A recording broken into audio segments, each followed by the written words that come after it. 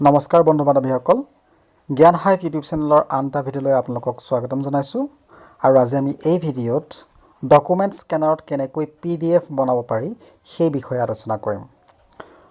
বন্ধুসকল প্ৰথমতে আপোনালোকে Google Play Storeত গৈ ডকুমেণ্ট স্কেনাৰ সাৰ্চ কৰিব DOCUMENT ডকুমেণ্ট স্কেনাৰ ইতিমধ্যে ওপৰত আহি গৈছে ডকুমেণ্ট স্কেনাৰ আৰু ডকুমেণ্ট স্কেনাৰ সাৰ্চ কৰাৰ লগে লগে আপোনালোকে যেটো স্কেনাৰ পাব মই যেটো দেখাইছো আপোনালোক ডক স্কেনাৰ বুলি আছে এটো আপোনালোকে ইনষ্টল কৰি ল'ব মোৰ যেহেতু ইনষ্টল কৰা আছে গতিকে ওপেন বুলি আহিছে আৰু এটো ওপেন কৰাৰ লগে লগে আপোনালোকৰ সন্মুখত এনেকুৱা এখন ইন্টাৰফেস খোল খাব আৰু ইয়াত আপোনালোকৰ যেটো অল ডকুমেণ্টছ আছে সেই ডকুমেণ্টছত আপোনালোকৰ সকলোবিলাক কাম হ'ব গতিকে এই স্ক্ৰিনৰ তলৰ ফালে সোঁহাতৰ কোণত আপোনালোকে নিশ্চয় দেখা পাইছে এটা নীলা ৰঙৰ বাকচৰ ভিতৰত দুটা অপচন আহিছে এটা কেমেৰা অপচন দেখুৱা হৈছে আৰু আনটো ফটোৰ অপচন দেখুৱা হৈছে এতিয়া আপোনালোকে যদি ইতিমধ্যে লৈ থোৱা কিবা ফটো আছে বা কোনো কিতাপৰ ফটো ৰাখিছে বা যি ফটোই নহওক আপোনালোকে যদি PDF বনাব বিচাৰিছে তেনেহলে আপোনালোকে ফটোত ক্লিক কৰিব লাগিব বা যদি আপোনালোকে কেমেৰাৰ পৰা পোনপটীয়াকৈ যদি ল'ব বিচাৰে তেনেহলে কেমেৰাত ক্লিক কৰিব মই যেহেতু ফটো কেইটামান আগতীয়াকৈ ৰাখি থৈছো গতিকে সেই কিটাকে মই ল'ম তো মই ফটোত ক্লিক কৰিছো আৰু ক্লিক কৰাৰ লগে লগে মোৰ যিখন গ্যালাৰী সেই গ্যালাৰী ওলাই গৈছে আৰু ইয়াত মই কেইটামান ফটো সিলেক্ট কৰি লৈছো আৰু সিলেক্ট কৰাৰ লগে লগে মই তলৰ ফালে যেটো আছে অপচন ডান কৰি দিলো আৰু ডান কৰাৰ লগে লগে অকনমান সময় ল'ব নিজে নিজে প্ৰিপেয়াৰ হৈ যাব আৰু ইয়াত আপোনালোকৰ দুটা অপচন আহিব অপচন থাকিব ম্যানুৱেলি আৰু অটো এটো আপোনালোকে ম্যানুৱেলি কৰি ৰাখিব অটো নকৰিব আৰু কন্টিনিউ কৰি দিব কন্টিনিউ কৰি দিয়াৰ লগে লগে এনেকৈ আহিব আপোনালোকৰ সন্মুখত আৰু অহাৰ লগে লগে আপোনালোকে ইয়াত নিশ্চয় দেখিছে যে নীলা কেইটামান ফুট আছে ডট আছে আৰু ইয়াত এটা বাউণ্ডাৰী লাইন আছে গতিকে এইটোৰ সহায়ত আপোনালোকে দেখিছে মই কেনেকৈ ড্ৰেগ কৰিছো এই সহায়ত আপোনালোকে যিখন আপোনালোকে ফটো ল'ব সেই ফটোখনৰ যিখিনি অপ্ৰয়োজনীয় অংশ যিখিনি আপোনালোকক দৰকাৰ নাই সেইখিনি আপোনালোকে কাটি ৰাখিব পাৰিব আৰু যিখিনি প্ৰয়োজন মাত্ৰ দেখাবলৈ সেইখিনি আপোনালোকে ল'ব পাৰিব এই যেটো বাউণ্ডাৰী আছে বাউণ্ডাৰীৰ ভিতৰত থকা যিখন থাকিব সেইখনে আপোনালোকৰ ডকুমেণ্টত ওলাব তো এনেকৈ আপোনালোকে যেতিয়া আপোনালোকে কাটি লোৱাৰ পাছত আপোনালোকে তলৰ ফালে যেটো এৰো চিন দেখিছে এটা কাঁৰ দেখুৱাইছে তো হেডাল ফৰৱাৰ্ড বুলি কোৱা হয় ফৰৱাৰ্ড এৰো ইয়াত আপোনালোকে ক্লিক কৰিব লাগিব আৰু ক্লিক কৰাৰ লগে লগে আপোনালোকৰ সন্মুখত ফটোখন এনেকৈ আহিব ইয়াৰ পাছত আপোনালোকে যদি ইয়াৰ কালাৰটো চেঞ্জ কৰিব বিচাৰে তেনেহলে তলত যি কালাৰ ফিল্টাৰ আছে তলৰ ফালে যেটো টুল বাৰত 2 নম্বৰত আছে কালাৰ ফিল্টাৰ দুটা সাৰ্কেল হৈ আছে ব্লু কালাৰত ইয়াত আপোনালোকে ক্লিক কৰিব ক্লিক কৰাৰ লগে লগে আপোনালোকৰ সন্মুখত এনেকুৱা ধৰণে কালাৰ অপচন সমূহ আহিব আপোনালোকে যদি চুজ কৰে ধৰক এনেকুৱা কালাৰ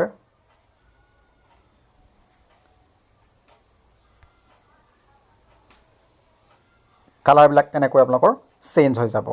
আপোনালোকে যদি ইয়েলো কৰিব বিচাৰে এনেকুৱা কালাৰ হ'ব আপোনালোকে যেনেকুৱা ল'ব অকল প্লেন কৰো মই এনেকুৱা কালাৰ হ'ব আপোনালোকৰ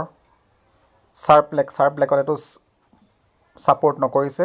আমি ব্ল্যাক এণ্ড হোৱাইটত দি চাও ব্ল্যাক এণ্ড হোৱাইটত সাপোৰ্ট কৰিব তো আপোনালোকে যেনেকৈ বিচাৰে তেনেকৈ আপোনালোকে নিজৰ পছন্দ অনুযায়ী আপোনালোকে এটো চুজ কৰি ল'ব পাৰে মই এটো অৰিজিনাল থাকিবলৈ দিম তাৰ পাছত আপোনালোকে কালাৰ চুজ কৰাৰ পাছত তলত থকা যেটো ৰাইট ক্লিক আছে অৰ্থাৎ এটা টিক সিম্বল আছে সেই টিক সিম্বলত ক্লিক কৰিব লাগিব ক্লিক কৰাৰ লগে লগে আপোনালোকে নেক্সট পেজলৈ যাব লাগিব নেক্সট পেজলৈ যাতে আকৌ পুনৰ সেই সোঁহাতৰ চুকত থকা তলৰ ফালে যেডাল এৰো সিম্বল আছে তাত আপোনালোকে ক্লিক কৰিব লাগিব আৰু ক্লিক কৰাৰ লগে ফটোখন আপোনালোকৰ সেভ হ'ব 2 নম্বৰতে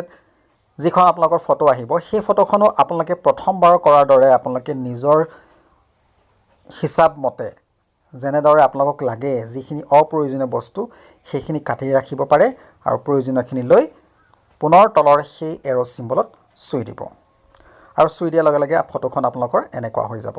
আৰু ইয়াৰ পাছত যদি আপোনালোকে পুনৰ ভাবে যে নহয় মই কালাৰটো চেঞ্জ কৰো তেতিয়া পুনৰ কালাৰ ফিল্টাৰত যাব কালাৰ ফিল্টাৰত গৈ আপোনালোকৰ যিটো পছন্দ হয় সেইটো আপোনালোকে নিজৰ ইচ্ছামতে ল'ব পাৰিব মই ব্লেক এণ্ড হোৱাইট চুজ কৰিছোঁ ভাল লগা নাই তো মই OCV ব্লেক লওঁ এইটোৱে মোৰ পছন্দ হৈছে গতিকে মই ইয়াতে ৰাখিম তো যদি আপোনালোকৰ যিটো পছন্দ হয় পছন্দ হোৱাৰ পাছত তলত টিক চিম্বলত চুই দিব চুই দিয়াৰ লগে লগে পুনৰ আপোনাৰ তলত দেখিছে 4খন স্লাইড আছে 4খন ফটো আছে গতিকে 2 নম্বৰখনে হৈছে গতিকে ইয়াত মই পুনৰ এৰোত ক্লিক কৰিম ক্লিক কৰাৰ লগে লগে মই পুনৰ তৃতীয় পেজখনলৈ যাম ইয়াতো সেই একেটা পদ্ধতিতে আপোনালোকে ক্লিক কৰিব যিখিনি আপোনালোকক অপ্ৰয়োজনীয় সেইখিনি আঁতৰ কৰি ল'ব আঁতৰ কৰাৰ পাছত ইয়াত অলপ মিলাই ল'লে আপোনালোকৰ ফটোখন বেছি ভাল হ'ব আৰু মিলাই লৈ এনেকৈ পুনৰ সেই এৰো চিম্বলত চুই দিব এতিয়া এইখিনিতে আপোনালোকে মন কৰক যে তলত এডাল আঁচ আহিছে মই ভাবিছোঁ মোৰ এই আঁচডাল প্ৰয়োজন নাই তো আঁচডাল মই কি ধৰণে গুচাম তো ইয়াৰ কাৰণে এটা কাম কৰিব লাগিব তলত যিটো ইৰেজাৰ টুল আছে সেই ইৰেজাৰ টুলত আমি ক্লিক কৰিম আৰু ক্লিক কৰাৰ লগে লগে ইৰেজ বুলি এটা অপশ্যন আহিছে যিটো ইৰেজ ব্ৰাছৰ কাষতে আছে ইৰেজ আছে আৰু সেই ইৰেজ অপশ্যনত ক্লিক কৰিম ইৰেজ অপশ্যনত ক্লিক কৰাৰ পাছত এটা বস্তু আপোনালোকে মন কৰিব যে আপোনালোকৰ কালাৰটো একেবাৰে সোঁ হাতৰ চুকত যিটো আছে টিক চিম্বলটোৰ ওপৰত সেই কালাৰটো কি হৈ আছে যদি হোৱাইট হৈ আছে আপোনালোকে থাকিবলৈ দিব মোৰ যিহেতু তলৰ দুটা বক্স দুটা ৰেক্টেংগল হোৱাইট হৈ আছে গতিকে মই হেতুকে থাকিবলৈ সিলেক্ট কৰি দিছো আৰু এতিয়া মই সেই আঁচডাল তলৰ আঁচডাল মই মহাৰিম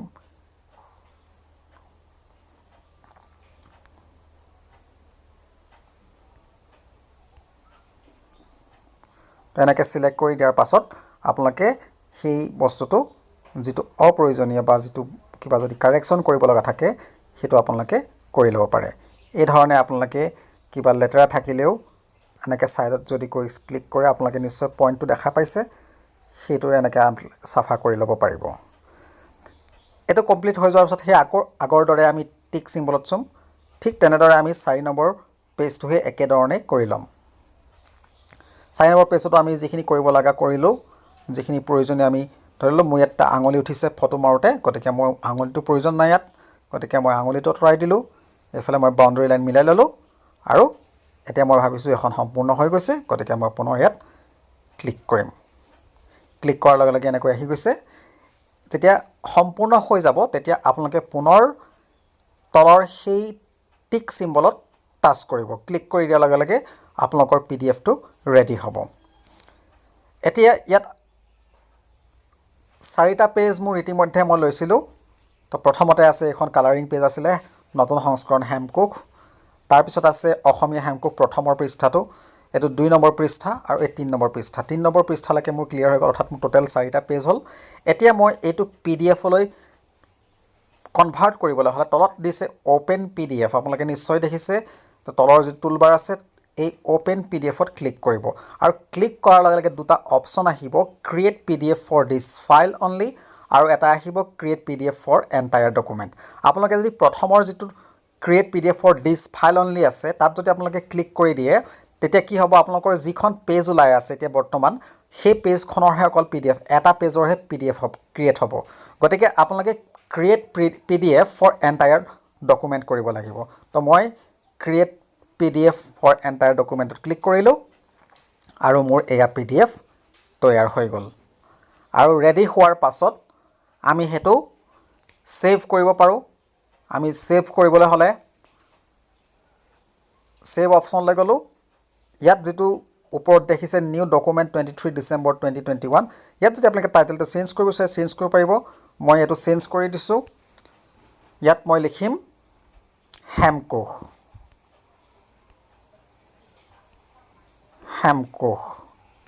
আৰু মই ওকে কৰি দিলো এতিয়া মোৰ ফাইলটো হেমকুক নামেৰে সেভ হৈ গ'ল আৰু তাৰ পিছত তলত দেখাইছে যে সেভ ফাইলটো ক'ত আমি সেভ কৰিম আপোনালোকে ইন্টাৰনেল ষ্টৰেজত ফাইলটো সেভ কৰিব পাৰে নাইবা my documents save to cloud বা সেন্ড টু ইমেইল আপোনালোকে যেটো ইচ্ছা কৰে হেতুকে কৰিব পাৰে মই ইন্টাৰনেল ষ্টৰেজত সেভ কৰি ৰাখিছো এতিয়া মোৰ ডকুমেন্টটো ইন্টাৰনেল ষ্টৰেজত সেভ হৈ যাব সেভ হ'বৰ কাৰণে মই এই ফোল্ডাৰটো চুজ কৰিম আৰু মই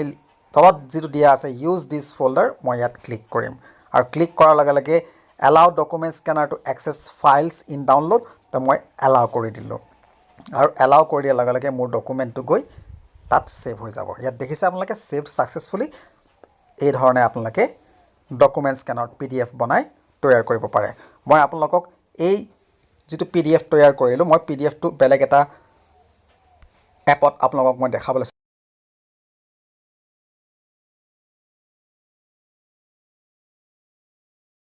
এইটো মই ক্লিক কৰিছোঁ আৰু ইয়াত আপোনালোকে আপোনালোকৰ PDFটো সুন্দৰভাৱে চাব পাৰিব।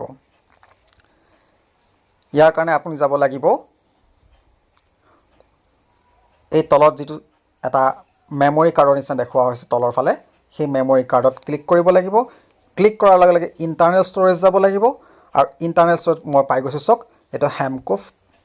PDF ওলাইছে। এইটো PDF, মোৰ PDFটো ইতিমধ্যে ইয়াত শ্ব' হৈ গৈছে। এতিয়া আপোনালোকে এইটো কাৰোবাক শ্বেয়াৰ কৰিব পাৰিব বা আপোনালোকে যদি স্ক্ৰীন ৰেকৰ্ডিঙত কিবা ভিডিঅ' বনাওঁ বুলি ভাবে, তাৰ কাৰণে আপোনালোকে ভিডিঅ' বনাব পাৰিব। তো এই ধৰণে আপোনালোকে ডকুমেণ্ট স্কেনাৰত PDF তৈয়াৰ কৰিব পাৰিব।